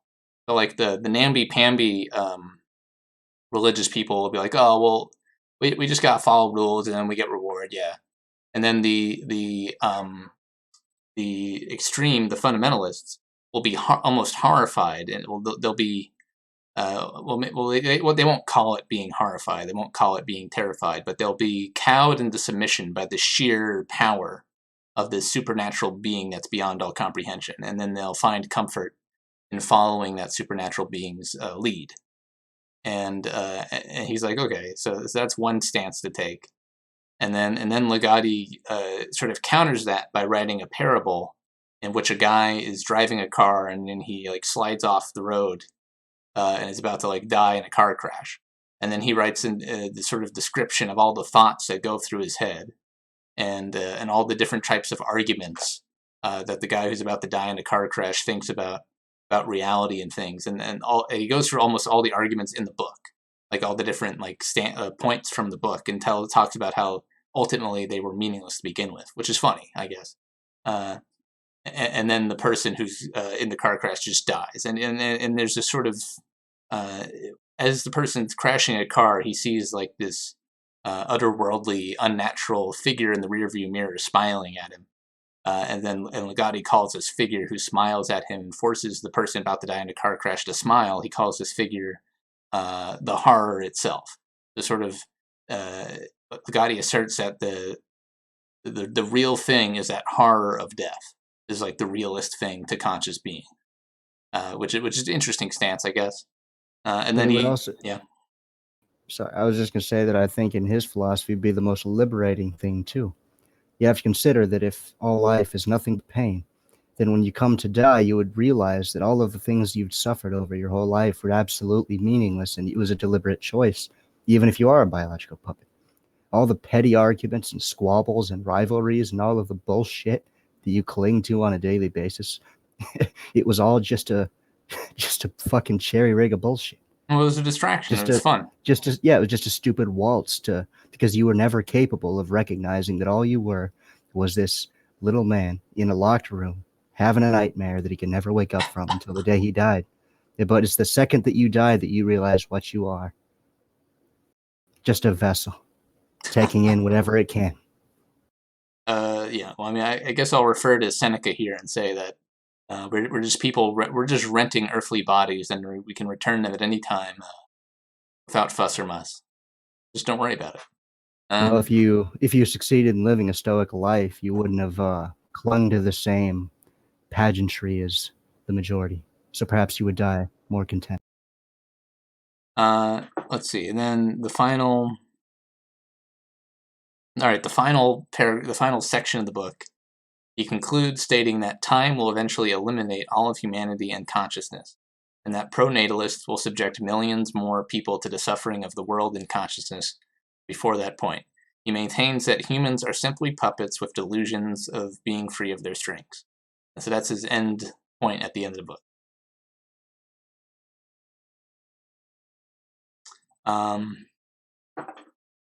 Okay. So I'll just say briefly my overall impressions that I wrote at the end here. All right, so the book covers a wide range of topics, gets at a good view of horror and how to write it, and mainly because not only his philosophy is like sort of horrific to behold in a sense. It's like so out of the norm, and like if you use that philosophy to color like fictional writing to be pretty good. It'd be a pretty good way to do it. So if you're writing horror fiction or you're interested in writing horror fiction, I highly recommend this book because he very much explores what humans find horrible, both in sort of the non-fictional way and in good authors that he likes as horror fiction writers. And he also talks about a lot of different aspects of antinatalism and the deterministic mindset, and that made me think about a sort of my stance on consciousness a bit more, and hash it out a bit instead of being a bit of word salad like it was a little bit before. So I like that. I like that. That made me think, made my almonds activate. Yeah, I'm glad you liked it, man. I really And am. I recommend this book to anybody who really wants to like agonize over reading a book, and you want your basic suppositions to be challenged by something. Oh yeah, that's what I found so fascinating about it. The first time I read it, it was just mind blowing. I just not only is he eloquent, intelligent, uses a lot of big vocabulary. You gotta digest it. You have to pay attention. It just makes you think. Yeah. All It's a right. thought experiment. If you don't agree with it whatsoever, it's fine. You can still read it. It's just a thought experiment. The thing is, it's less of a thought experiment. I can tell the author Ligotti is really No, pouring his soul no, into and truly yeah, believes it. he is genuine. I'm just saying for the reader, even if he going in knows that he doesn't Yes. agree with the antinatalist philosophy, he could So still get something out of it. I do suggest this book if your philosophy, your personal philosophy is in flux. You should, maybe it's a bit harsh, but you should read this book and try to test it against it. And if your philosophy can hold up afterwards, then you're on good track. Yeah, and sorry, go ahead. Someone says I should read Finnegan's Wake.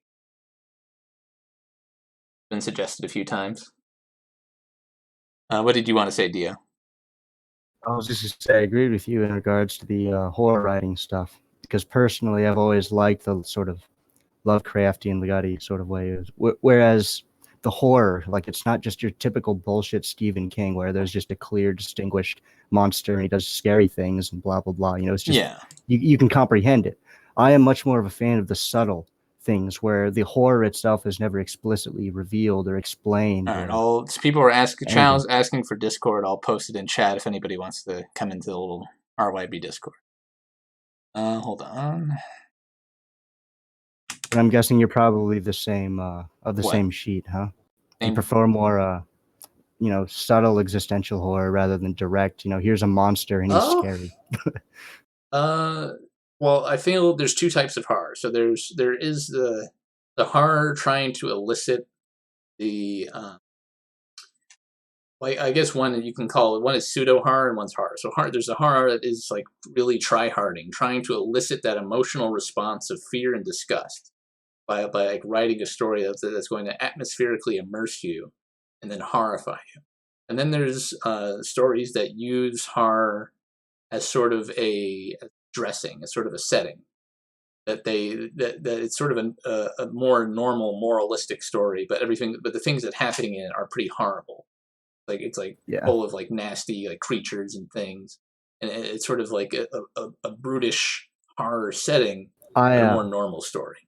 I honestly think that horror will always be predominant in the realm of literature because that's where you're using your imagination entirely. Film is much less effective at conveying horror, in my opinion. There's Yeah, actually I've only really never been really been spooked by a film. I've been immersed in a there's film. only oh, of course, like for example, The Ring. You know, that's a popular horror movie. When I watched it, I was never scared. I just found it interesting.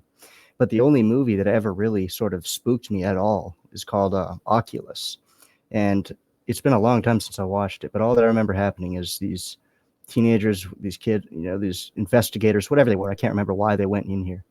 But all there was in this house was just a bunch of dilapidated shit, like, you know, your typical rundown horror mansion, Yeah, and a mirror. stereotypical. It was a mirror, but the whole premise of the movie is the horror was all in their heads, right? It was the mirror fucking with their sense of reality, and even you as the viewer are unable to distinguish between what's in their head and what's real.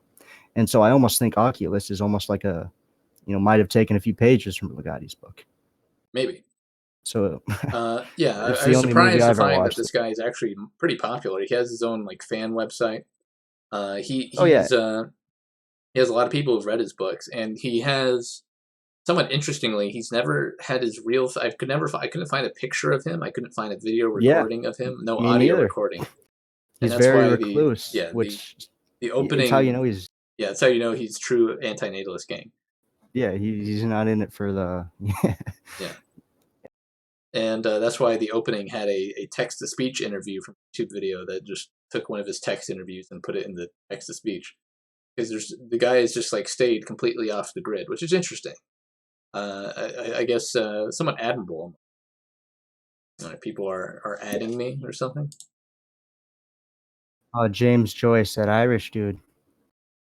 He wrote. Okay, yeah, I know what book you're talking about. Then he's the one that wrote. Posting audiobooks. You can't understand a book with an audiobook.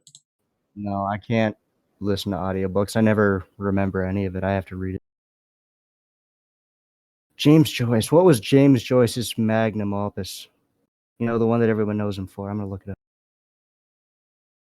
Yeah, I don't know. All right, so this Friday we'll be talking about Seven Eves by Neil Stephenson. I really like that book. And it's a huge fiction book, tons to talk about. It's going to be good, real comfy episode with Roots again, Basement Roots. And then the schedule's clear. We need more books. I need people to talk about books on a stream. Ulysses. That was the one. Ulysses. Oh, I'm not. Should I read that? That's a little much. Bit big. Well, it is pretty big, but it's Fat. prime. It's Thick. prime Irish literature, Jeff, and I know you Thick can Irish appreciate that. literature. Being a despicable Anglo fuck. Yeah. Yeah. Fuck the Irish. I'm digging my potato, brother. Yeah, I need some other book for the week after this one. We have some time to find somebody. We got like almost 12, 14 days to find somebody else to talk about a book. But people tend not to want to get on microphones. I understand. People want to just like relax. They don't want to participate. But I considering do consider that I do most of the talking on these, which is fine. I take all the notes, and that's my job as hosting the show. So if you don't want to talk that much, that's fine. Just want to bounce out one or two ideas off you. You don't have to be that active. You just got to read the book and be like a voice to talk about the book. That's it. It's not a hard bar to pass, I would say. I'm not recommending this for a show or anything, but have you ever actually gone through and read Thus Spoke Zarathustra? I'm sure you probably have. I have not. Oh, well, you should. Should I? I actually own it, physical copy, because it's that good. Do you browse Lit? I tend not to, because Lit's kind of bad. Because like the it's very Reddit, very pretentious, very it's mostly pseudo, like fart sniffing bullshit. It's seniors in high school, and then freshmen college students who read all the modern new lit, postmodern new lit, and they circle jerk about it for the most part. Yeah, I got prescribed Marx, but I've been reading him for 10 years. Yeah, And not to say there isn't good threads and good discussion on there. There is, definitely. No, But I have some, but the the majority, just like Moo, it's mostly it's just shit. yeah, it's like Moo. It sort of caters to a specific type of a book larper, if you will. People who like read books to try to be hipsters. It's a blue board through and through. Jeff doesn't like lit because of the communism. I mean, yeah, that too. There's too much fucking commies on the board. Well, is that a problem? Fucking. Yeah, I don't want to hang out where commies hang out, man. That's why I don't go to fucking poetry games. Yeah, commies are fucking silly. Fucking 19-year-old Marxist bitch. I can't even count the number of times I've argued with commies on the internet. Hundreds of times. Oh god, it's a soul-crushing experience. It makes you almost want to take the Ligotti. No, it's definitely not Reddit low leg. It's a very specific group of people who are book hipsters who read a kind of gay subsection of literature in order to. Well, some of them are shit posters, but a number of them are not shit posters. It's like the 3x3 anime threads. People like try to make their taste better by reading these specific books and LARP about how much of a hipster they are because they read this specific book and stuff. I suffer the same problem on lit that I always suffered on our little scene here. They just always tell me to go back to poll. Tell you to go back to poll, yeah. Yeah, and they get banned for speaking positively of Hitler. They say, take that shit to poll. You're banned for a week. Yeah, it's a bit silly. Well, when you're talking about literature, I mean, come on, that might come up because it was in a thread about Mein Kampf. So I made a thread discussing Siege and had some fun discussion. And they didn't ban you? No. I honestly find that surprising. I don't get banned. I know how. Look, dude, I can get through the waters. I've barely been banned in my time there. I know how to navigate. I haven't been banned in a long time either, but I mostly lurk these days anyway. Yeah. Yeah, sometimes I'll go on there and float some of the books I'm going to have on the show to see what people's opinions were them on. Because, I'd rather do that than read fucking good reads reviews. That's not particularly elucidating. Well, why don't you? I mean, I don't know, man. Why don't you just save yourself some time, work on your visual novel, read summaries of your books, then do a show on it? I mean, come on. I mean, don't you want to be enlightened? Just play Europa Universalis 4 and read summaries of the book? Okay. Yeah, that's probably what I should do if I'm going to be time efficient. If I'm going to be a true stoic, I got to read some summaries. Actually, no, Seneca said the opposite. You got to read all of one author to really understand him, then you can move on. That's actually that's a good idea. It just takes a lot of discipline and time and investment. But that's the whole thing. Like Ligotti talked about, you can't convince yourself to be someone you're not, right? I think what I'll do, and what I did inadvertently almost, is for Stevenson, I read his latest book, Seven Eves, and then I read his first book, Snow Crash. So I guess we can read Ligotti's first book, whatever that was, and we can just do that. And I think that although it's definitely not comprehensive by any means, I think it'll give you a good idea. It gives you the range the author was in. Yeah, I would be interested to watch something. I don't know what Ligotti's first book is. Let me look that up. On Rand, because the thing is, I've never liked Rand. I don't know why. I've always hated the bitch. I've always thought she was a stupid kike. All right, Ligotti. Am I wrong? Is objectivism the final red pill? And I don't even know it I've never read Rand. It always seemed like stupid to me. I read Three Atlas Shrugged one time, like 4 fucking years ago, and I hated every second of it. I was just like, oh, you submit to your ultra-capitalist masters, go away. Fuck. Because so his first work is Songs of a Dead Dreamer. Well, I guess this Conspiracy Against the Human Race isn't his last book. He's written some other stuff after it more recently. 2014, 2015. But the first book is Songs of a Dead Dreamer, a collection of short stories in 1986, 1980.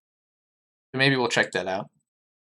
I'll see how long it is, how we'd be able to carry a show. Yeah.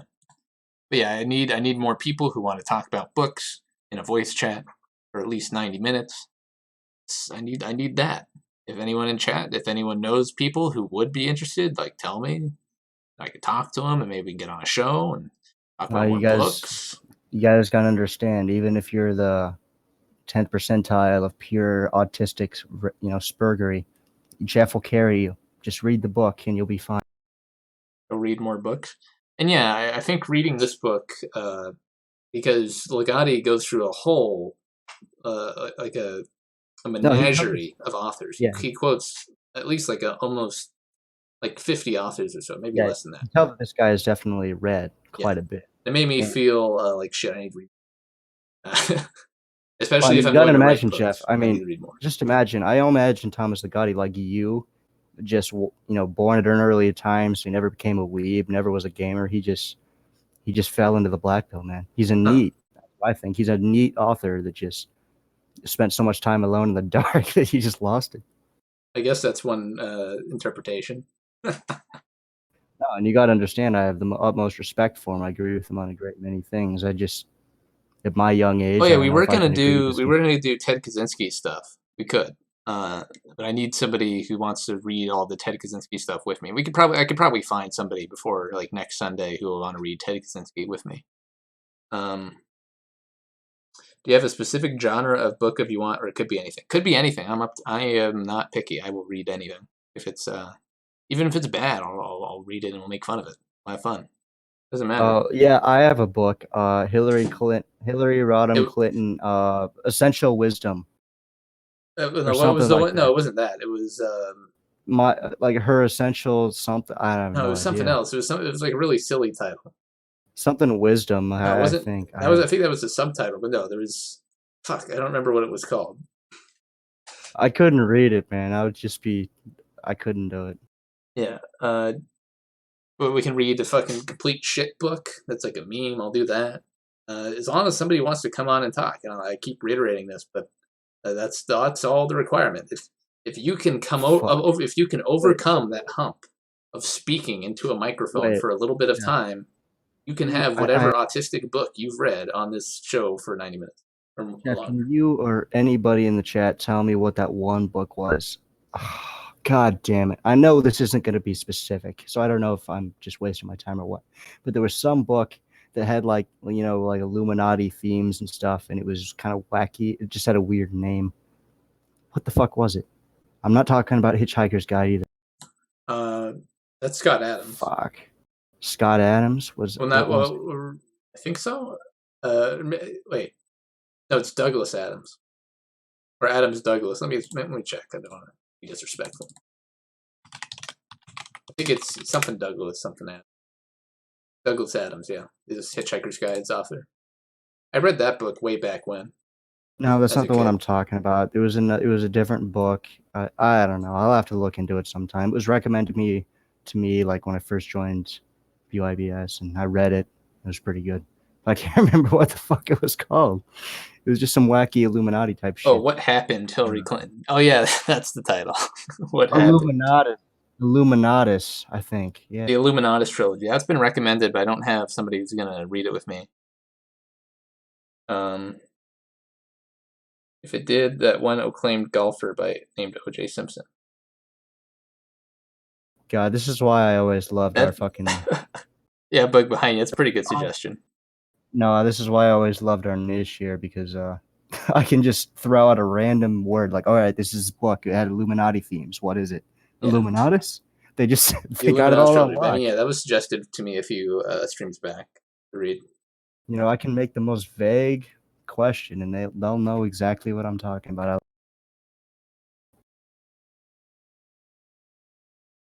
But yeah, Jeff, what do you think about Ligotti's proposition that free will doesn't exist on the grounds that you can't change yourself?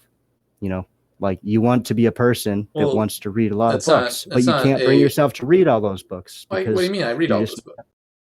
No, I'm not talking about you specifically. I'm saying, say you're a person. Say a person who would like the idea of being a person to read books, but can't. But can't, but that's because just, it's just not him. You could argue that's just that being yes, ill-disciplined. But yeah, but if you're an undisciplined person, can you become disciplined? Yes, in some circumstances, sure. But what if you just? But the question isn't anything to do with that. It's like, is discipline a conscious action, or is it some sort of random mechanistic output? And until you have that answer, it doesn't matter.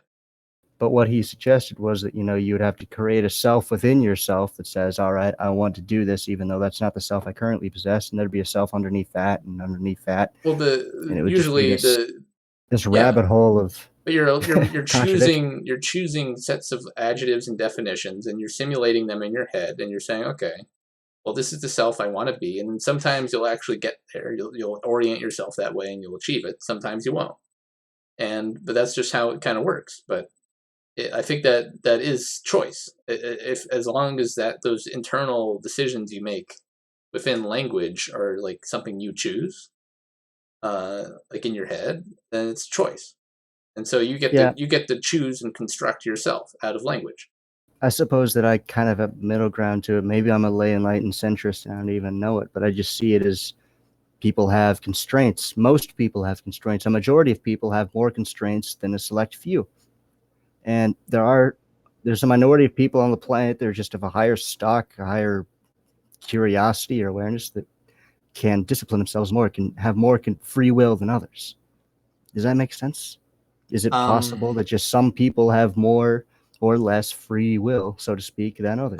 Maybe. Through their capacity of self-awareness, the inner voice, the NPC phenomenon ties into that. Well, yeah, I mean, if you describe free will as like how much the environment affects you, then there's people who like the environment affects extremely to the degree that is like hard to say. They're very cognizant of what they're doing on like a macro level. And then there's people who really study it and put time into it. And I can't help but say that they can navigate that abstract mind space freely. But that really, once again, it just comes down to that simple technicality. Are the things you say in your head a random chemical output, or are they something that you sort of flex, like a muscle that you control, that there's some sort of actor controlling it? And until we know that, we cannot know. What I would say is that it's both. It's, from the most enlightened, say the Ubermensch, the Superman, the higher man, the most enlightened and self-aware person on the planet, all the way up to him and all the way down to the lowest drudges of society, the most impulsive, meth-addicted little fucks you can come across in your degenerate cesspool of a town.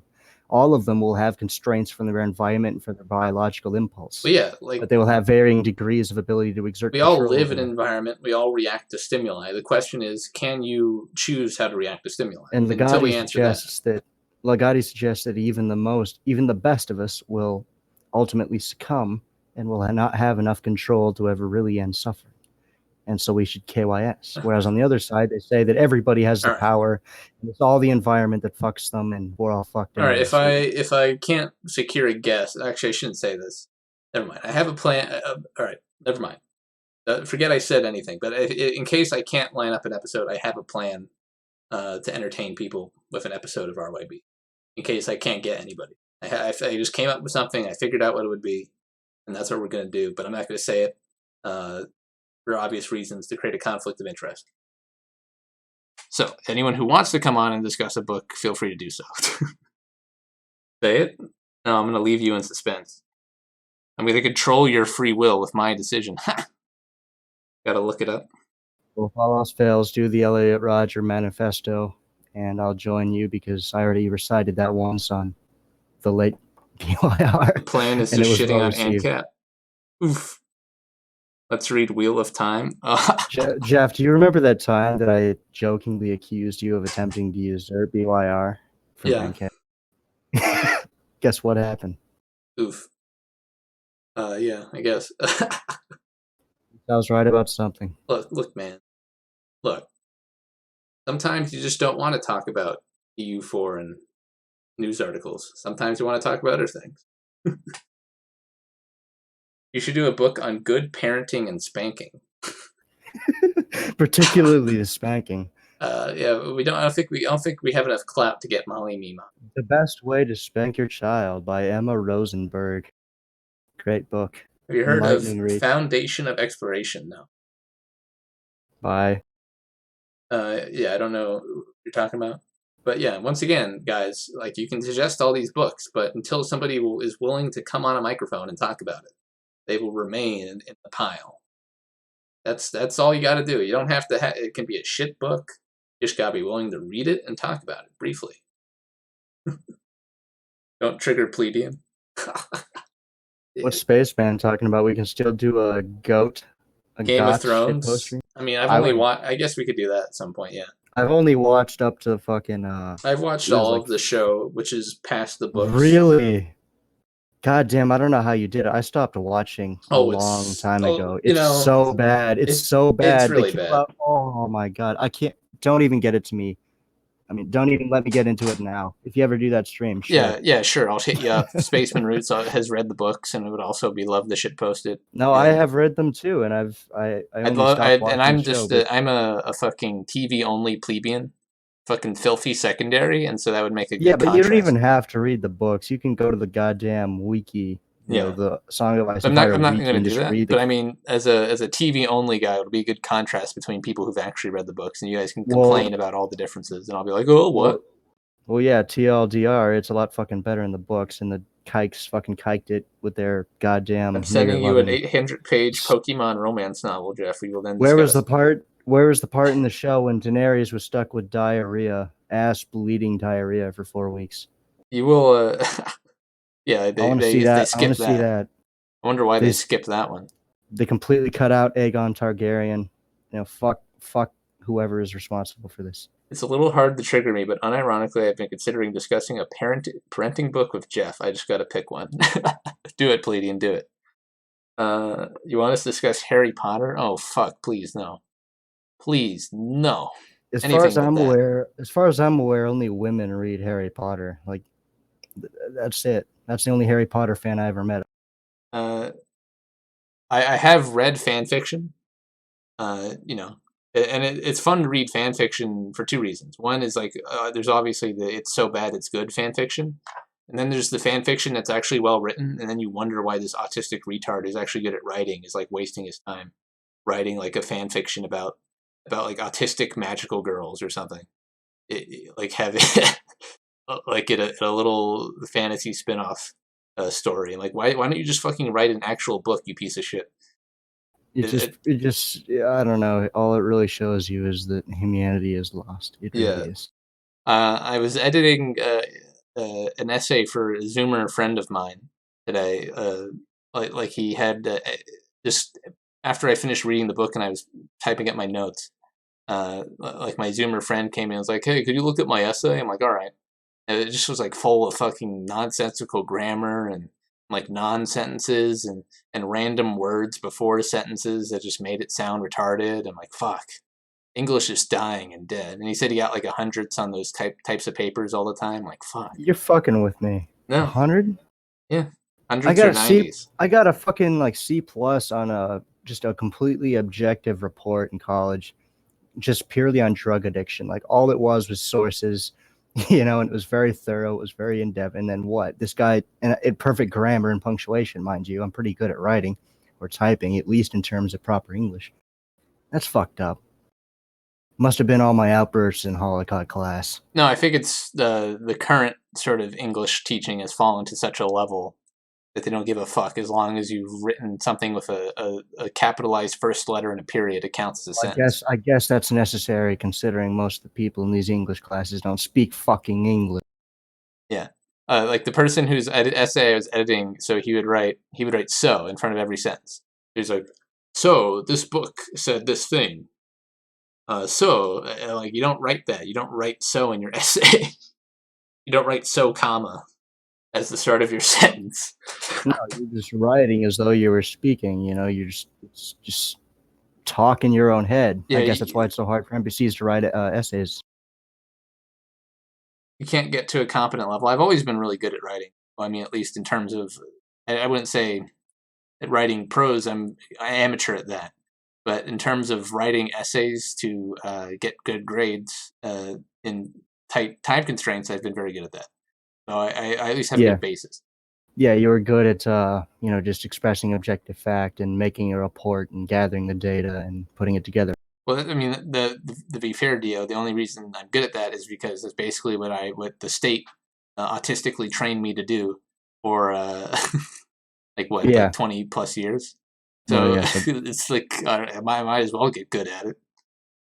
Yeah, I've always been more good on the creative side. I hate numbers. I think math is a Jewish construct. Math's not a Jewish construct. No, you know a guy that's the exact same thing, Enclave? Yeah, like reading people's essay, reading the average child's essay these days, it makes you lament English or the fate of English. Well, I grammar mean, rise it's up. not going to be smoking for too much longer anyway, so you may Yeah. as well get used to it. It'd be a Wow, we have bastardization. more viewers now that we're not talking about the book. Epic. I guess nobody wants to hear about Antinatalist gang all that much. I guess that's fair. Math is a Greek construct? Sure.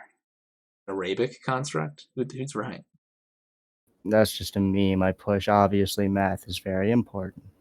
Yeah, math's not hard. It's literally just a set of rules. Math That's why math people is don't just like it. linguistics, actually. Is language. That's why the artistic faggots don't like it. Well, no, they just don't like it because It's draining. It's boring. It's tedious. no, it's just a It's different type of dry. language. That's true. It is. That's all it is. Yeah, I understand it is. But fuck it. I don't need it. Okay, all right, whatever you say. That's why we Okay. got nerds like you, Jeff. Yeah. Well, my problem was I learned all this autistic math process to become like a financial analyst or something, and then I realized, but wait, society's gay and dumb. I don't want to participate in it. So like I got all I became the perfect utilitarian. And then I was like, oh wait a minute, utilitarianism is dumb and fucking stupid. I need some morality. So then I went Yeah, on a maybe. fucking soul search. You know, you saying that makes me think we're more in common than I thought. Well, I mean, yeah, Pursue but a I'm still goal, smart. get it. Dab, dab, dab. I could do calculus. Dab, dab. But Okay, smarter the me than you're smarter than me at nerd stuff, Jeff. I'm nerd smarter than you at stuff, human stuff. human Fucking stuff. autist. Yeah, If you're we would have right. met in elementary school, I would have stole your lunch. True. I wouldn't now, though. I would share my lunch with you now. What was I You got saying? them white man morals. Yeah, I realized I basically became a moral nihilist after realizing that all I really learned was statistical analysis and it didn't mean anything. It wasn't a coherent worldview. Then I went seeking that. I'm like, fuck working. I need to find a worldview. That's what I've been up to. Human stuff like LARPing is Irish. Oh shit. My English class was filled with stupid gossip girls who couldn't write or shit and they still got good grades at my level. I confronted my teacher, well, I expect less of them than you. I get dabbed on, bug. You just got shit on. Oh my god, Spaceman says you're the most autistic person on BYR. Is that true to you?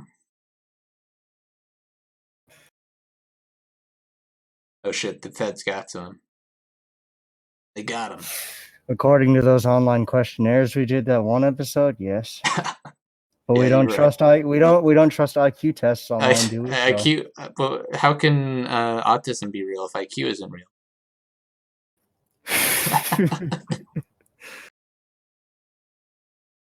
Yeah, I don't get that. No, I became a more nihilist after just seeing a bunch of fucked up shit.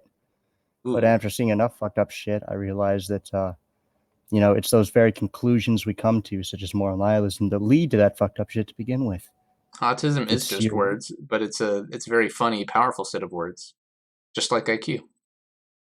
The weak submit to their pain and they spread suffering as a result. It's just clockwork. I don't know about that.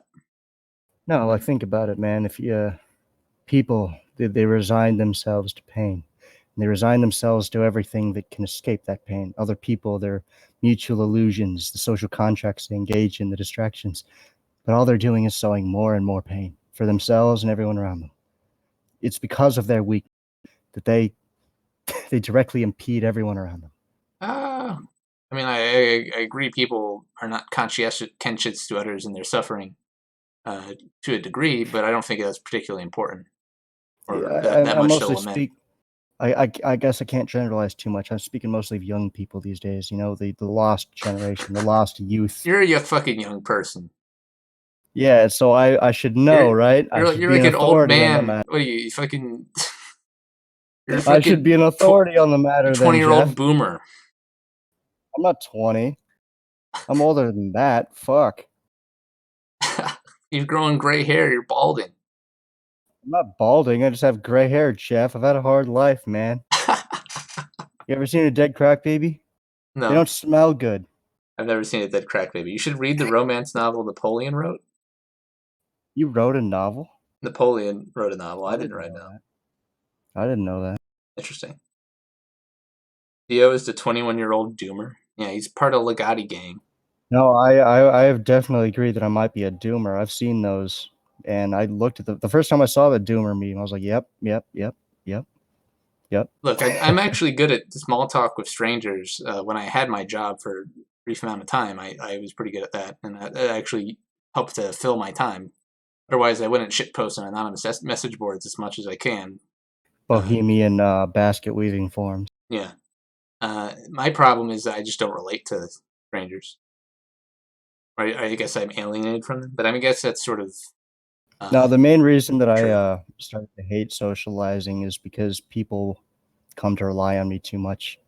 Like they just come to you for guidance. You know, you have the leadership qualities, so they cling to the weak cling to the strong. I don't care, they do. They come to you and they want you to solve all their little problems. They want you to keep them in check. They want you to make sure they go on the right You just path got to and all this and exact your that. And I'm rents, just like, Theo. That's what you got. You got to take their lunch money in exchange.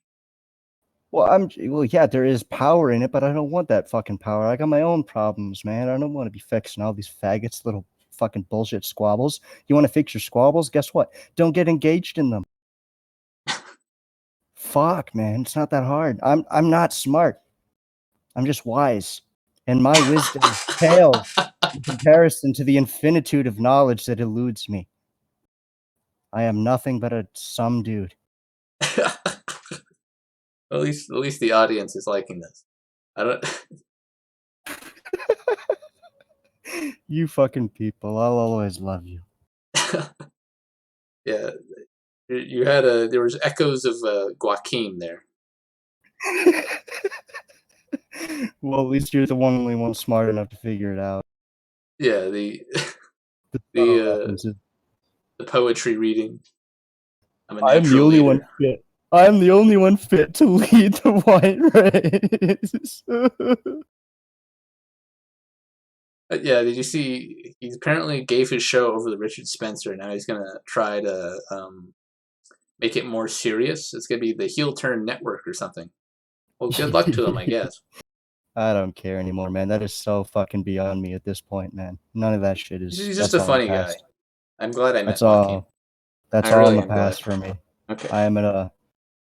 I have transcended the boundaries of human ignorance, and I am enlightened by my own intellectual drugs. Yeah, I'm never gonna do myself any intellectual drugs. I'll leave those by the wayside. Didn't he quit the internet again? No, he came back like the other day, like 2 days ago or something. Who knows? No, It's a constantly in flux bug, so I don't fucking know. that guy will never stay away. I guarantee it. Until his fucking ass Oh gets yeah, capped, he will never stop. He is relentless in his pursuit for ingratiation on the internet. he He should cucked to their really, CIA plant. All right, now that's a conspiracy theory I can get on board with. he should seriously read some Ligotti. No, he honestly should read Siege. Like James Mason does like an epic takedown of the Joaquin types, and it's pretty good. No, man, that's what I tried getting at when I was writing. I was just like, I fell in with the night nationalists, right? But you come to realize that they're all just not sick of us. They're charlatans. They just pontificate about their moral virtue and their white nationalist ideals and all the shit. But what do they want? They want to party. They want to get high on cocaine and fuck hookers, man. They don't give a shit about the white race. They want to be upheld as a hero. They want to feel like the rebel, the in crowd, the fucking cool kids. They're the fucking high school jockey ass motherfuckers that picked up the book one day, read half of it, and was like, God damn, I'm gonna start the commie revolution. They're no fucking different. T. Wise man. They are no fucking different. SMG's glad to see you're alive. All right, we're wrapping down here. You thought I would say wrapping up. I'm saying wrapping down. You just blew your mind. I just proved free will. I said a Bloodied Eagle is sentence wrong. that nobody even Bloodied thought would Eagle. happen. Bloodied Eagle is wrong. I am the most humble man that ever lived. No Yes. man has ever been as All right, humble as so I. we're wrapping down here, and we have 3 minutes left before our little 2 hour arbitrary nonsensical time allotment. Which I guess maybe I should just do it in the shortest time as possible to be respectful to other people's time. But whatever. I guess we're all ingrates at the end. Oh yeah. I guess I'll just close my statement with an excerpt from the book we just read, if that's cool. Sure. Oh, you're going to close in like a couple minutes? All right, yeah. I thought you were going to say it now. No, I was just fucking pulling it up. All right. How much nonsense can we take in our lives? And is there any way we can escape it? No, there's not. We are doomed to all kinds of nonsense. The pain nonsense, the nightmare nonsense, the sweat and slave nonsense, and many other shapes and sizes of insufferable nonsense. It is brought to us on a plate, and we must eat it up or face the death nonsense. For optimists, human life never needs justification, no matter how much hurt piles up, because they can always tell themselves that things will get better. For pessimists, there is no amount of happiness, such a thing as happiness even attainable for human beings, except as a misconception that can compensate us for life's hurt. As a worst case example, a pessimist might refer to the hurt caused by some natural or human-made cataclysm, to adduce a hedonic counterpart to the horrors that attach such cataclysms would require a degree of ingenuity from an optimist, but it could be done.